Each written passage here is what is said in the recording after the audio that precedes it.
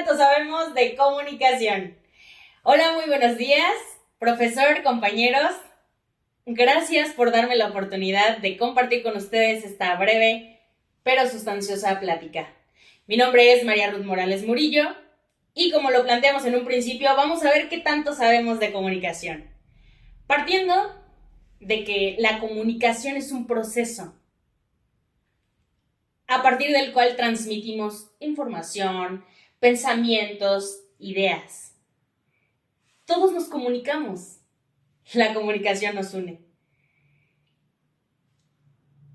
Es importante saber cómo nos comunicamos. ¿A partir de qué lo hacemos? Todos lo hacemos todos los días. Y a veces hasta sin darnos cuenta. En este proceso diario de comunicación hacemos uso del lenguaje, del habla y de la lengua. El lenguaje es muy importante. Es la capacidad que tenemos los seres humanos para comunicarnos entre nosotros. Ojo, por ser el lenguaje una capacidad, es algo universal. Y hay muchos tipos de lenguaje. Está el lenguaje pictográfico, fónico, escrito, verbal y no verbal. Pero para fines prácticos de esta plática, nos vamos a enfocar solamente en el lenguaje verbal y el no verbal. El lenguaje verbal hace uso de las palabras de manera escrita o de manera oral para transmitir un mensaje. En cambio, el lenguaje no verbal lo percibimos y lo transmitimos a través de los sentidos, no de manera escrita ni de manera oral. Por ejemplo, la lengua de señas la transmitimos a través de la mímica y la percibimos a través de la vista. El lenguaje utiliza diferentes funciones de acuerdo a la finalidad a que vaya dirigido, la manera en que nos vayamos a comunicar.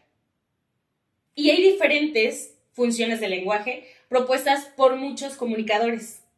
En este caso, vamos a utilizar las funciones del lenguaje propuestas por Roman Jakobson.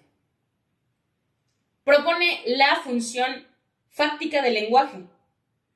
Esta función nos sirve para abrir, para interrumpir o para cerrar un canal. Por ejemplo, bueno, ¿me escuchan? ¿Ya me escuchan bien? Hola, adiós. Ese es un ejemplo de la función fáctica. La función emotiva del lenguaje se refiere al uso de las emociones.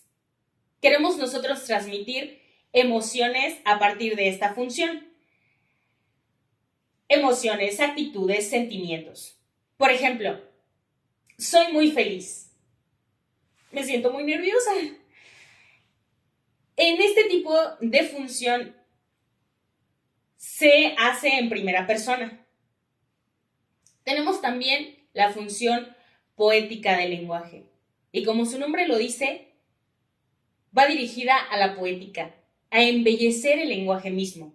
Y lo encontramos en canciones, en poemas.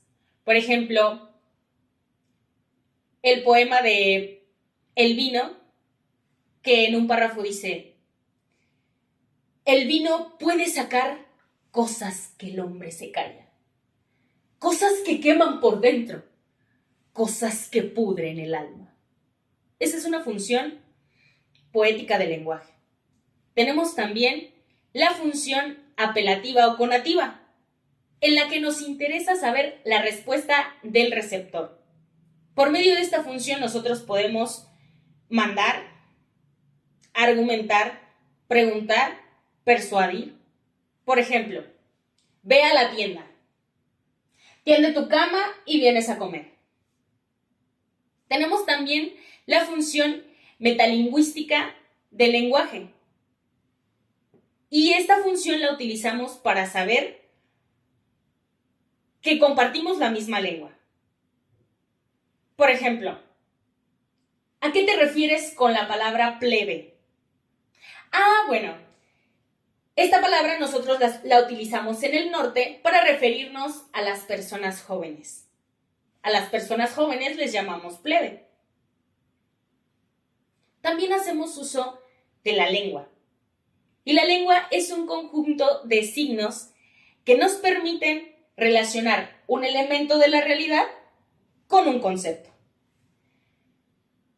Entonces la lengua está compuesta por dos elementos, un significado y un significante. El significado será el concepto y el significante será la palabra con la que vamos a relacionar el concepto. Por ejemplo, significado: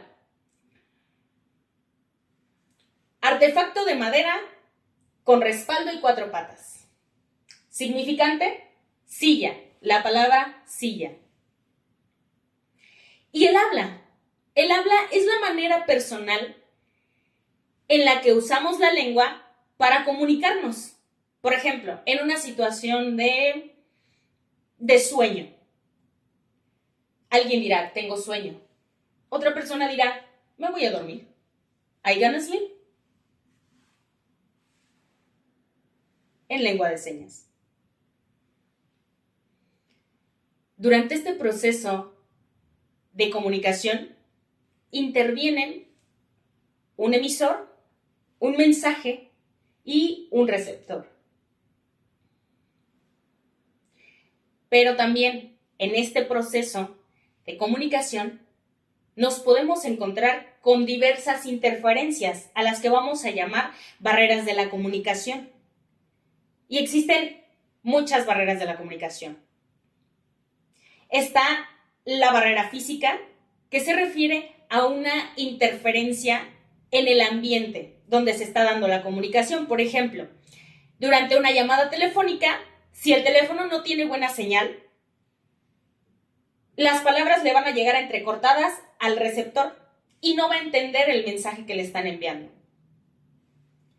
En una barrera personal o psicológica de la comunicación, nos encontramos con emociones, con buenos o malos hábitos del emisor o del receptor. Si queremos hablar con una persona que esté enojada y queremos darle un mensaje de felicidad, no nos lo va a permitir porque está enojado. No lo va a comprender. Tal vez ni siquiera le haga tanta gracia. Tenemos también las barreras semánticas de la comunicación, en donde el significado no va a ser el mismo para el emisor que para el receptor. Si, por ejemplo, a mí me dicen, ¿de dónde eres oriunda? Y yo no sé qué significa la palabra oriunda, me voy a molestar, porque tal vez me está diciendo una grosería. También están las barreras fisiológicas, y estas son propiciadas por algún problema físico. Puede ser del emisor o del receptor.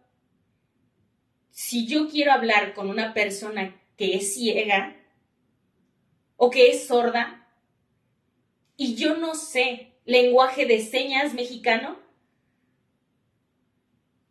se convierte en una barrera, porque no voy a poder comunicarme con esa persona sorda sin saber lengua de señas. Tenemos también las barreras administrativas, y estas se pueden dar por una mala organización, por estructuras organizacionales mal planeadas. Si ahorita me llaman y me dicen, oye María, quiero que estés en Morelia en 5 minutos, y me hablan hace 5 minutos, no voy a poder estar en Morelia, porque Morelia está a 2 horas de aquí. Ni de chiste en 5 minutos estaría en Morelia. Ahora, también existen diferentes tipos de comunicación. No hay que confundir los tipos de comunicación con los tipos de lenguaje.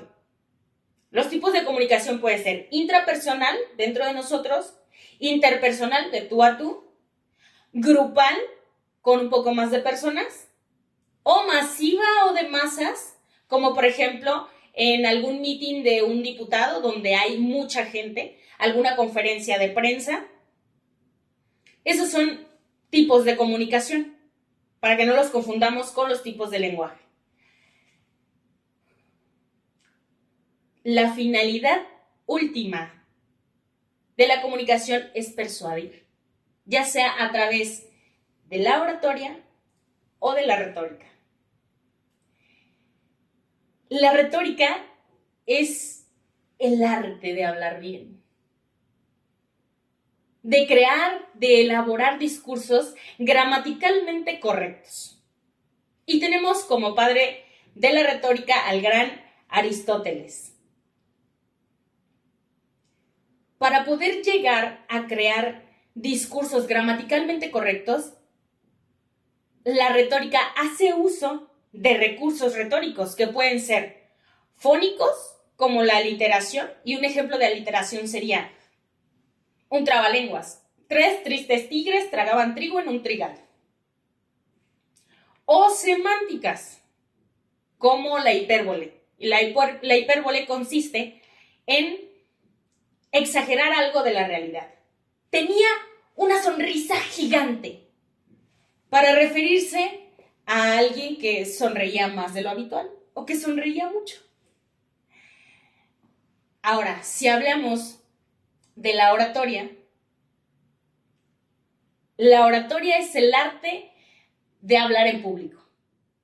Y como padre de la oratoria tenemos a Demóstenes. Quiero dejar algo muy puntual. Los buenos oradores no nacen, se hacen. Y lo más importante de la comunicación es escuchar lo que no se dice. Peter Drucker. Espero que hayan llegado hasta aquí. Muchas gracias y que tanto sabes de comunicación.